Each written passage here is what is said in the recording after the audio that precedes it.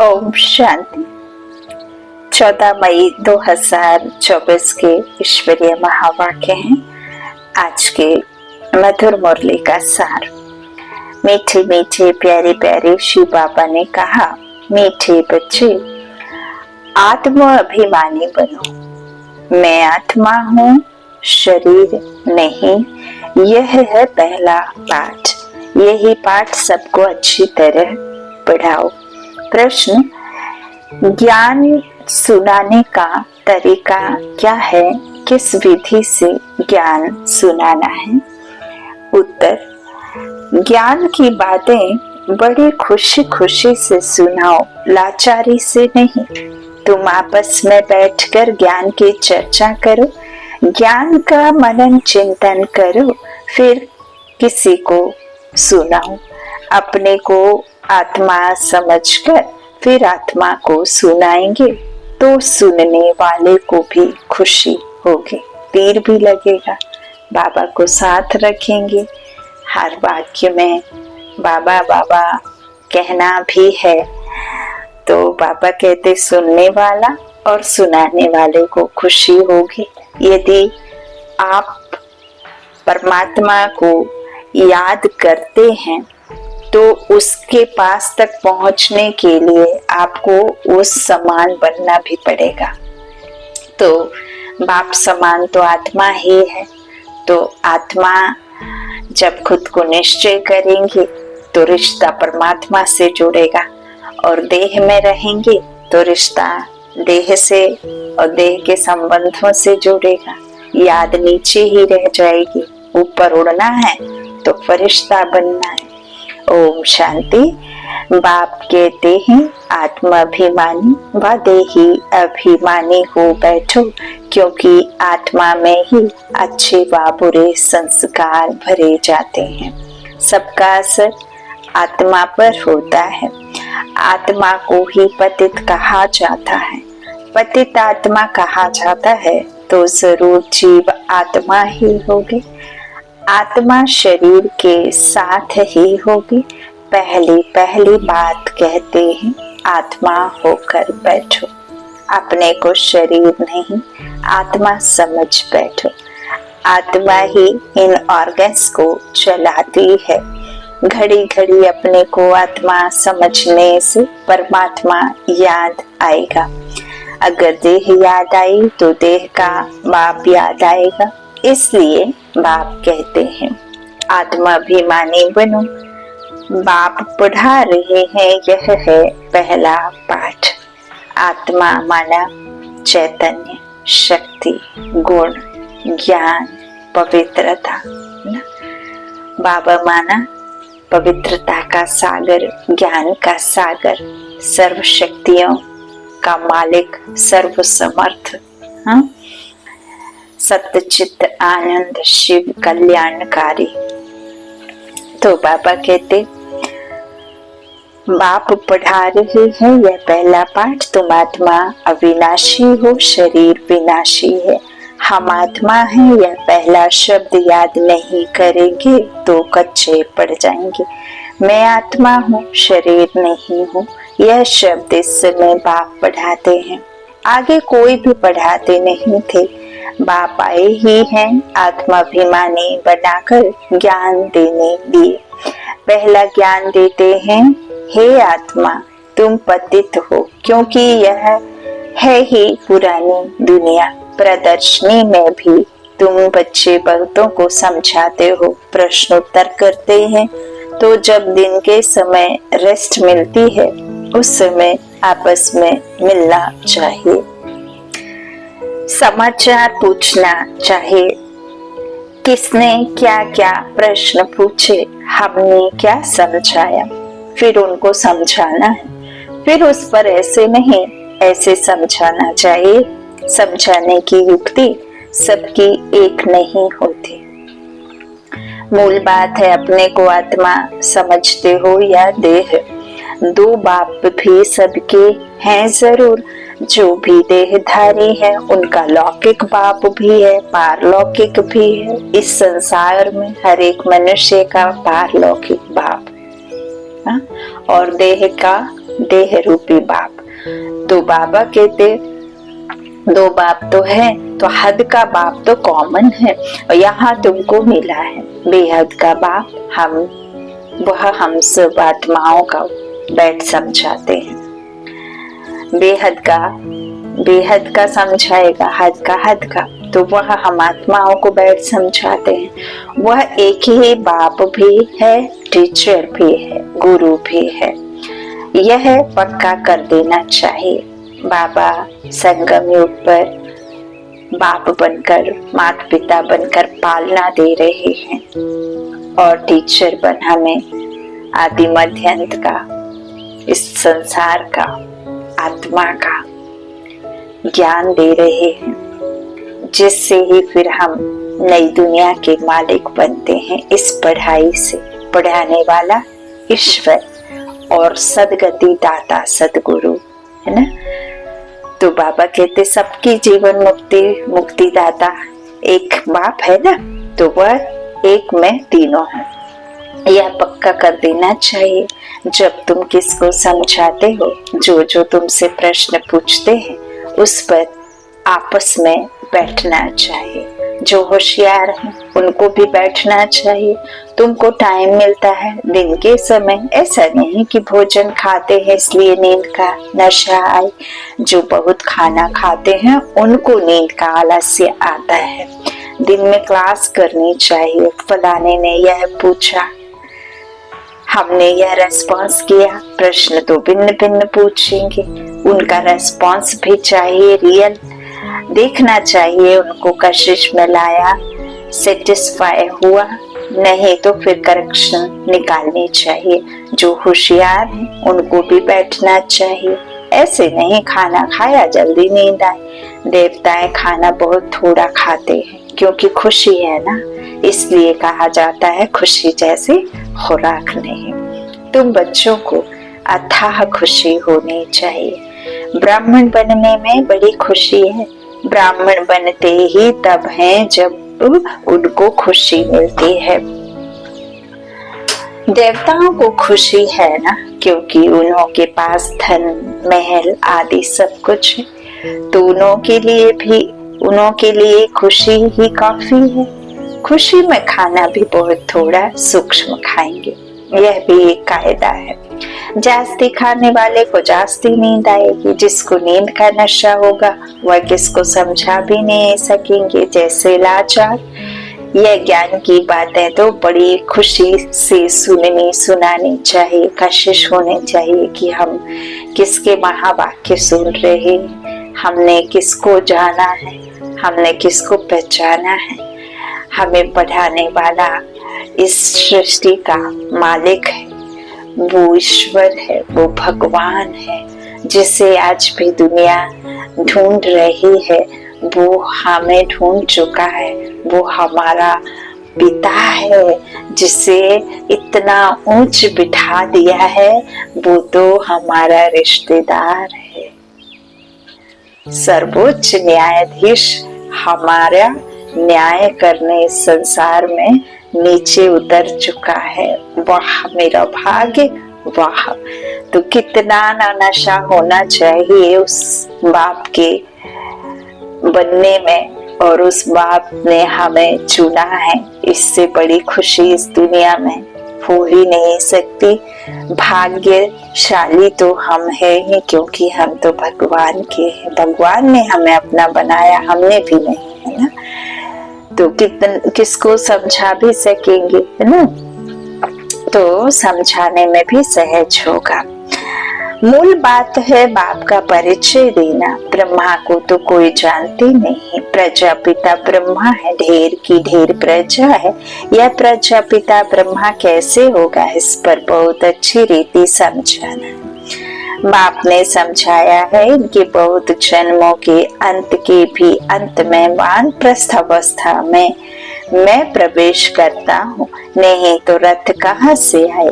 रथ गाया हुआ ही श्री बाबा के लिए है। रथ में कैसे आते हैं उसमें मौजते हैं।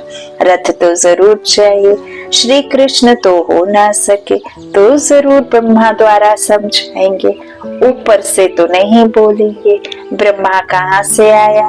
बाप ने सुनाया है, मैं इनमें प्रवेश करता हूँ जिसने पूरे 84 जन्म लिए हैं। यह खुद नहीं जानते, मैं सुनाता हूँ। श्री कृष्ण को तो रथ की दरकार ही नहीं। श्री कृष्ण कहने से फिर तो भागीरथ गुम हो जाएगा। श्री कृष्ण को भागीरथ नहीं कहा जाता, उनका तो पहला जन्म है प्रिंस का। तो बच्चों को अंदर में विचार सागर मंथन करना चाहिए। यह तो बच्चे जानते हैं, यह बातें तो नहीं है जो शास्त्रों में लिखती हैं। बाकी यह तो ठीक है, विचार सागर मंथन किया हुआ कलश लक्ष्मी को दिया है, उसने फिर औरों को अमृत पिलाया, तब स्वर्ग के गेट खुले। परंतु परमपिता परमात्मा को तो विचार सागर मंथन करने की दरकार ही नहीं, वह तो बीज रूप है, उनमें नॉलेज है, वही जानते हैं। तुम भी जानते थे, अभी यह अच्छी रीति समझाना जरूर है। समझने बिगर देवता पद कैसे पाएंगे? बाप समझाते हैं आत्माओं को रिफ्रेश करने लिए, बाकी तो कुछ भी जानते नहीं, बाप आकर समझाते हैं। अभी तुम्हारा लंगर भक्ति मार्ग से उठा, अब ज्ञान मार्ग में चला। बाप कहते हैं मैं तुमको जो ज्ञान देता हूँ वह प्रायः लोप हो जाता है। एक है निराकार, दूसरा है साकारी। बाप समझाया तो बहुत अच्छा जाता है, परंतु माया ऐसी है जो कशिश कर गंध में ले जाती है ना। पुरानी दुनिया नई दुनिया, तो बाबा कहते पुरानी तो ये है, कई कई समझते हैं नया खून है। बाबा कहते नया खून नहीं है। नया खून जब होता है तो किसी में भी 5 विकार नहीं होते हैं। ये पुरानी दुनिया है। आवेश में पुराना आता है, नया नहीं आता है। तो बाबा कहते दूसरा है साकारी। बाप एक निराकार समझाया तो बहुत अच्छा जाता है, लेकिन माया गंध में घसीट लेती है, पतित बन पड़ते हैं। बाप कहते हैं बच्चे तुम कामचिता पर चढ़े एकदम कब्रिस्तान में आ गए हो, फिर यहाँ ही पोरिस्तान होगा, परिस्तान होगा ना दिल्ली से। बाबा ने कहा दिल्ली के पास एक खंड बचता, वहां से फिर नई दुनिया की रचना रचता बाप रचते। तो बाबा कहते आधा कल्प परिस्तान चलता है, फिर आधा कल्प कब्रिस्तान चलता है। अभी सब कब्र दाखिल होने हैं, सीढ़ी पर भी अच्छी रीति समझा सकते हो। यह है ही पतित राज्य, इसका विनाश जरूर होना है। इस धरने पर अभी कब्रिस्तान है, फिर यही धरने चेंज हो जाएगी, अर्थात आयरन एज से गोल्डन एज दुनिया होगी। अभी क्या है, बाबा कहते हैं ऐसा नहीं है कि समुद्र से कोई दूसरी दुनिया आएगी या ऊपर पाताल आकाश, ये जो 3 लोग बाबा ने हमें बताए हैं। तो बाबा कहते हैं एक तो है निराकारी दुनिया, है ना, जहाँ आत्माओं का कोई कर्म धर्म है ना, वजन कोई इस तरह से नहीं होता है। तो एक आत्मा तो रहती नहीं है इस दुनिया में। इतने सारे शरीर आत्माओं ने पहने हैं, करोड़ों शरीर पहनकर आत्मा पाठ बजा रही है। तो जैसे इस धरनी पर, इस पृथ्वी पर ये 2 होती है, एक होती है मृत्यु लोक और एक होती है अमर लोक। तो अमर लोक की उम्र गोल्डन एज 150 और मृत्यु लोक का कोई भरोसा नहीं रहता उम्र का। आयरन एज बाबा ने उसे कहा तमो प्रधान होने की वजह से बार बार ड्रामा में पाठ बजाते बजाते बजाते बजाते आत्मा की शक्तियां घट जाती है। विकारों में गिरने की वजह से क्या हो जाती है, आत्मा की शक्तियां क्षीण हो जाती है और उसमें वो पावर नहीं रहती है, तो देह भी जल्दी जल्दी छूटती है। और फिर जो पुराने हिसाब किताब हैं उनका हिसाब किताब चुकतू करने भी बार बार जन्म मरण में आते, और विकारों से तो जास्ती जन्म होते ही है। तो यह बैठ बाबा हमें समझाते हैं। तो बाबा कहते हैं कि अभी जो है सभी का क्या है, गोल्डन एज तो हो ना सके, तो अभी आने वाली है गोल्डन एज दुनिया ना। तो 2 दुनिया है, एक सुख की दुनिया और एक दुख की दुनिया। जब दुख होता है तो सुख नहीं होता, क्योंकि विकार होते हैं ना, तो फिर कैसे सुख होगा। और जब विकार नहीं होते हैं, निर्विकारी दुनिया में सुख होते हैं। तो इसी धरा पर वो दुनिया बननी है, अब बन रही है गुप्त से और साइलेंस पावर से, और एक साइंस की पावर से जो हम देख पा रहे हैं। वो क्या कर रही है? बाबा कहते हैं विनाश भी कल्याणकारी है। तो वो साइलेंस और साइंस की पावर से विनाश में सहयोगी है ना। ये महाकल्याणकारी युग है। तो बाबा की भाषा में, महावाक्यों में बाबा कहते हैं ये संगम युग महाकल्याणकारी युग है। तो इस धरा पर ही वो दुनिया आती है। बाबा ने 3 लोक बताए, सूक्ष्म वतन, शांति धाम और ये स्थूल वतन, है ना। तो 3 फ्लोर बाबा ने बात करी। स्थूल वतन में हम सब जो इन आंखों से देख सकते हैं, कानों से सुन सकते हैं, अर्थात हम देह लेकर के ड्रामा में पार्ट बजाते हैं। और निराकारी दुनिया में सिर्फ आत्माओं का बसेरा है, क्योंकि एक नहीं रहती, इसीलिए दुनिया कहा। तो बाबा कहते फिर यही धर्मी चेंज हो जाएगी, अर्थात आयरन एज से गोल्डन एज दुनिया होगी। फिर 2 कला कम होंगी ना, चंद्रवंशी में आएंगे। तत्वों की भी कला कम होती जाती है, तो फिर उपद्रव मचाते हैं। अभी 5 तत्व भी उपद्रव मचा रहे हैं ना, वो भी कितना सहन करेगा। तो तुम सभी को अच्छी रीति समझाते हो, अगर नहीं समझते तो गोया कौड़ी मिसल है, कोई वैल्यू नहीं है। यह वैल्यू तो बाप बैठ बतलाते हैं। गाया भी जाता है हीरे जैसा जन्म, है ना। ये संगम का युग, संगम युग का जन्म, हीरे जैसा जन्म। तो तुम भी पहले बाप को नहीं जानते थे, तुम कौड़ी जैसे थे। अभी बाप आकर हीरे जैसा बनाते हैं, बाप से ही हीरे जैसा जन्म मिलता है। फिर कौड़ी जैसे क्यों बन पड़ते हो? तुम ईश्वरीय संतान हो ना। गायन भी है, आत्माएं परमात्मा अलग रहे बहुकाल। जहाँ बाबा कहते जब वहां शांति धाम में है तो उस मिलन में कोई फायदा नहीं होता, वह तो सिर्फ पवित्रता व शांति का स्थान है। धर्म कर्म बोल चाल ये सब कुछ भी नहीं। तो यहाँ तो तुम जीवात्माएं हो और परमात्मा बाप उनको अपना शरीर नहीं है, वह शरीर धारण कर तुम बच्चों को पढ़ाते हैं। तुम बाप को जानते हो और कहते हो बाबा। बाप कहेंगे ओ बेटे, लौकिक बाप भी कहेगा ना, हे बाल बच्चे आओ तो तुमको टोली खिलाओ, झट सब भागेंगे। यह बाप भी कहते हैं बच्चे आओ तो मैं तुमको बाकुंठ का मालिक बनाऊं, तो जरूर सब भागेंगे।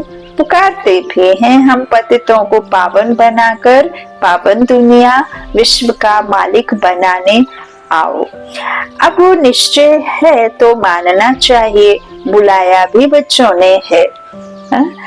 हम आते भी बच्चों के लिए हैं, बच्चों को ही कहते हैं तुमने बुलाया है। अब मैं आया हूँ। पतित पावन भी बाप को ही कहते हैं ना। गंगा आदि के पानी से तो पावन नहीं बन सकते। आधा कल्प तुम भूल में चले गए हो, भगवान को ढूंढते हो, परंतु किसको भी समझ में नहीं आता है। बाप कहते हैं हे बच्चों, तो बच्चों का भी उस उल्लास से निकलना चाहिए है बाबा, परंतु इतना उल्लास से निकलता नहीं है। इसको देह अभिमान कहा जाता है, ना कि देही अभिमानी। तुम अभी बाप के सम्मुख बैठे हो, बेहद के बाप को याद करने से बेहद की बादशाही भी जरूर याद आएगी। ऐसे बाप को कितना प्यार से रिस्पॉन्स करना चाहिए। बाप तुम्हारे बुलाने से आया है, ड्रामा अनुसार 1 मिनट भी आगे पीछे नहीं हो सकता। सभी कहते हैं ओ फादर रहम करो, लिबरेट करो, हम सब रावण की जंजीरों में हैं, आप हमारे गाइड बनो। तो बाप गाइड भी बनते हैं, सब उनको बुलाते हैं ओ लिबरेटर, ओ गाइड, आखिर हमारा गाइड बनो, हमको भी साथ ले चलो। अभी तुम संगम पर खड़े हो, बाप सतयुग की स्थापना कर रहे हैं। अभी है कलयुग, करोड़ों मनुष्य हैं, सतयुग में तो सिर्फ थोड़े देवी देवता ही थे, तो जरूर विनाश हुआ होगा। वह भी सामने खड़ा है, जिसके लिए गायन है साइंस घमंडी कितना बुद्धि से अक्ल निकालते रहते हैं। वह है यादव संप्रदाय ना, यादव कौरव पांडव तीन है ना सेना, तो बाबा के बच्चे तीन तरह के हैं। तो बाबा कहते हैं वह सब जो है साइंस घमंडी कितना बुद्धि से अक्ल निकालते रहते हैं, वह है यादव संप्रदाय। फिर हिस्ट्री रिपीट होनी है, अभी तो सतयुग की हिस्ट्री रिपीट होगी। तुम समझते हो हम नई दुनिया में उच्च पद पाने का प्रसाद कर रहे हैं, पवित्र जरूर बनना है। तुम समझाते हो इस पतित दुनिया का विनाश जरूर होना है। बच्चे आदि तो तुम्हारे जीते नहीं रहेंगे, ना कोई वारिस बनेंगे, ना शादी आदि करेंगे। बहुत गई बाकी थोड़ी रही, थोड़ा समय है उसका भी हिसाब है।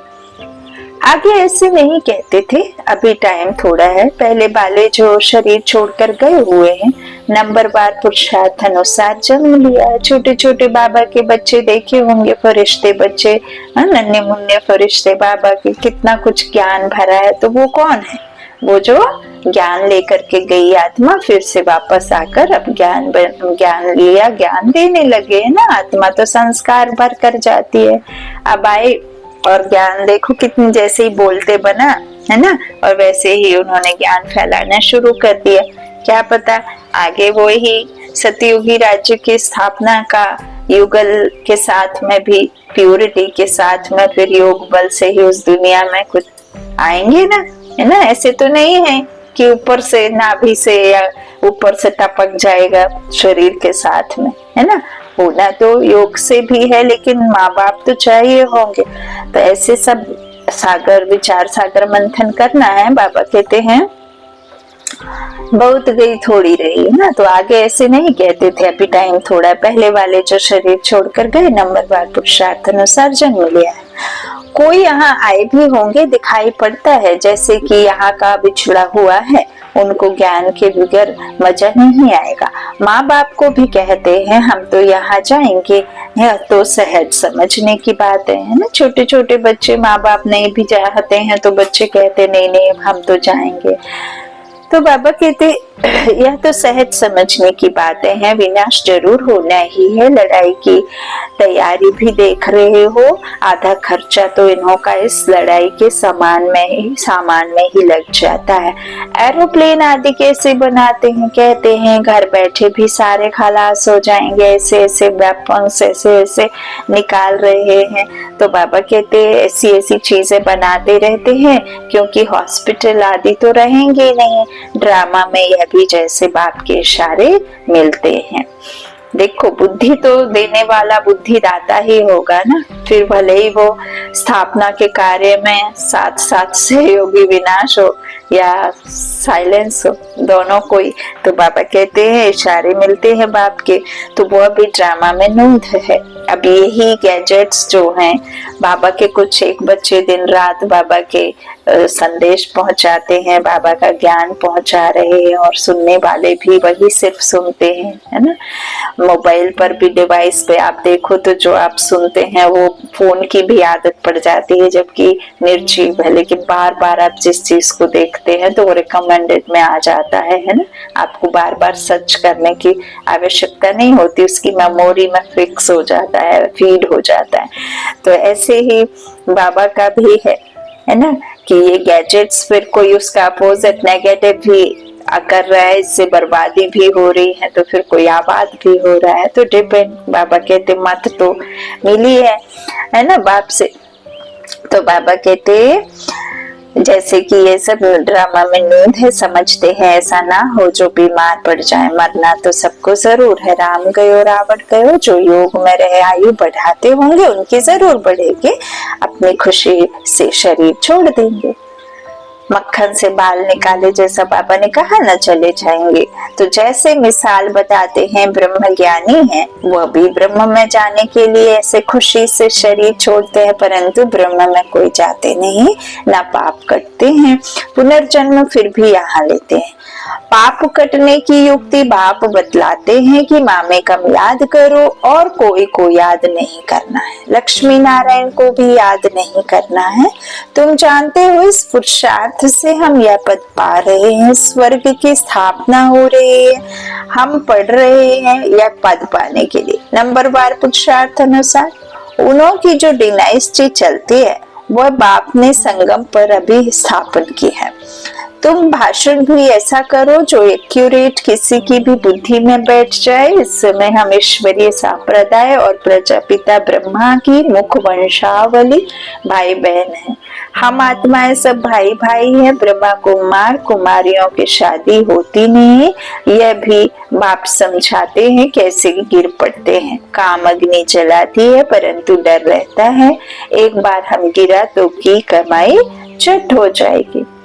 काम से हारा तो पद भ्रष्ट हो जाएगा। कमाई कितनी बड़ी है, मनुष्य पद करोड़ कमाते हैं, पदम करोड़ कमाते हैं, उनको यह थोड़े ही पता है कि समय में यह सब खत्म हो जाएगा। थोड़े समय में बॉम्ब्स बनाने वाले जानते हैं ये दुनिया खत्म होनी है, हमको कोई प्रेरक है, हम बनाते रहते हैं। अच्छा, मीठे मीठे सिकिलदे बच्चों प्रति माता पिता बाप दादा का याद प्यार और गुड मॉर्निंग। रूहानी बाप की रूहानी बच्चों को नमस्ते। हम रूहानी बच्चों की रूहानी माता पिता बाप दादा को याद प्यार और गुड मॉर्निंग। धारणा के लिए मुख्य सार, पहला बाबा ने कहा ज्ञान को अंदर घोटना है, अर्थात विचार सागर मंथन करना है। ज्ञान की आपस में रूह रिहान कर फिर दूसरों को समझाना है। सुस्ती व आलस्य को छोड़ देना है। बाबा ने गाय का भी मिसाल देते हैं ना, वो खा लेते हैं एक बार में फिर जुगाली करते रहते हैं। ऐसे ही सुबह शाम जब भी आप बाबा की मुरली सुनते हैं तो ये मुरली ही तो ज्ञान है ना बाबा का। तो ज्ञान मुरली जब आप सुनते हैं ईश्वरीय महावाक्यों को, तो फिर गाय के माफिक इसको जुगाली करते रहना है ना। दूसरा, देही अभिमानी बन बड़े उल्लास से बाप को याद करना है।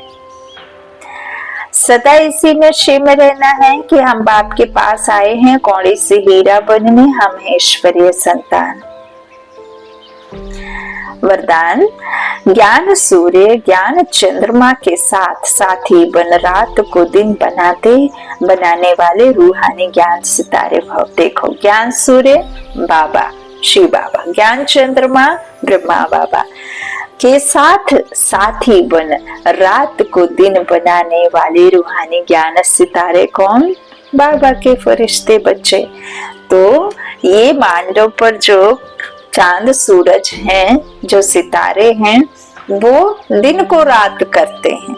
जैसे ही चांद निकला और सितारे आए तो क्या हो जाती है? रात।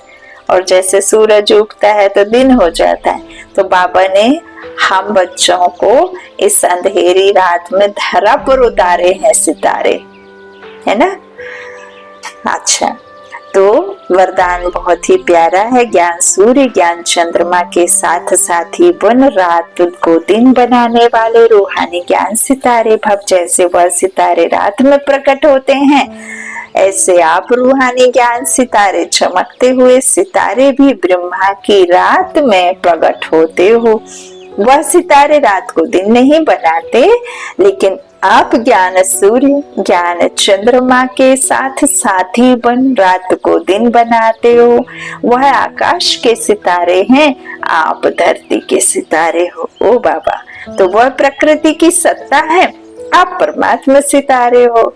जैसे प्रकृति के तारा मंडल में अनेक प्रकार के सितारे चमकते हुए दिखाई देते हैं, ऐसे आप परमात्मा तारा मंडल में चमकते हुए रूहानी सितारे हो। देखा, इतना प्यारा तो आज तक बाबा ने वरदान नहीं दिया। ये वरदान को कॉपी पेस्ट करके सदा मनन चिंतन करते रहो और अतीन्द्रिय सुख के झूले में झूलते रहो। If you happy, then clap your hands. तो हैंड्स की नहीं, बाबा कहते ना एक हाथ की ताली आती, इंद्रिय सुख के झूले में झूलते रहो। स्लोगन, सेवा का चांस मिलना अर्थात दुआओं से झोली भरना। सेवा का चांस मिलना अर्थात दुआओं से झोली भरना। देखो बाबा ने जिन बच्चों को भी चुना है, दुनिया में कितने हैं जिनके पास में ज्ञान है, बहुत चाहते हैं कि हम भी बाबा का ज्ञान सुनाएं, हम भी ऐसे ही बाबा की सेवा करें। देखो लेकिन कोई बांधेली माताएं बहनें हैं, नहीं कर पाती हैं, कोई कैसे कुछ ना कुछ तो हो जाता है।